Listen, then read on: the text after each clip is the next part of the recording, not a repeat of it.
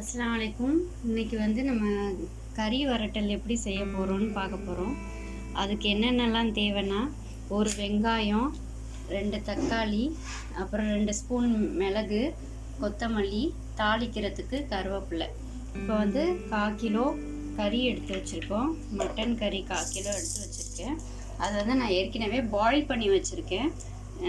எப்படி பாயில் பண்ணணுன்னா, கறி நல்லா வாஷ் பண்ணி எடுத்துக்கிட்டு அதில் வந்து மிளகாத்தூள் 1 ஸ்பூனு, உப்பு, இஞ்சி பூண்டு லைட்டாக தண்ணி 1/2 கிளாஸ் ஊற்றி 4 விசில் வந்தோடனே அதை ஆஃப் பண்ணி எடுத்து வச்சுக்கிறோம். ஸோ இதை ஏற்கனவே மட்டன் எடுத்து வச்சுருக்கோம். இப்போது நம்ம இந்த திங்ஸ் எல்லாம் வந்து அரைச்சிட்டு கருவேப்பிலையை தவிர இந்த கொத்தமல்லி, வெங்காயம், தக்காளி, மிளகு இது 4த்தையும் சேர்த்து அரைச்சி வச்சுக்க போகிறோம்.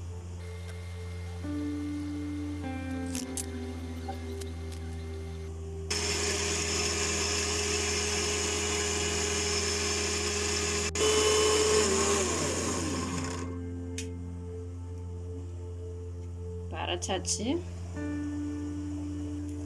அரைச்சதை இந்த பவுலில் எடுத்து வச்சுருக்கேன். இப்போ நெக்ஸ்ட்டு நம்ம எப்படி வந்து ஃப்ரை பண்ண போகிறோம்னு பார்க்கலாம்.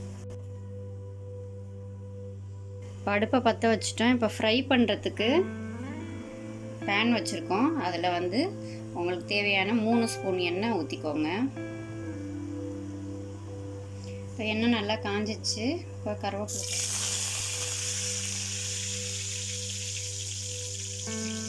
அதோட நம்ம அரைச்ச மசாலா, இந்த தண்ணி இதில் அலசி ஊற்றிக்கலாம்.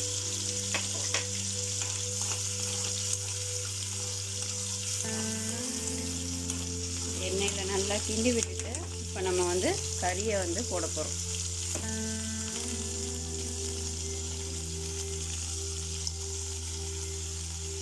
ஏற்கனவே பாயில் பண்ணி வச்சுருக்கோம்ல, அந்த கறியை போட போகிறோம்.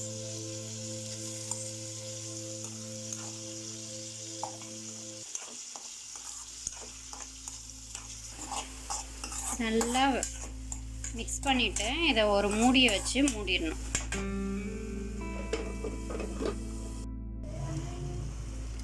இப்போ 5 to 10 மினிட்ஸ் ஆயிடுச்சு. இப்போ வந்து நம்ம ஓப்பன் பண்ணி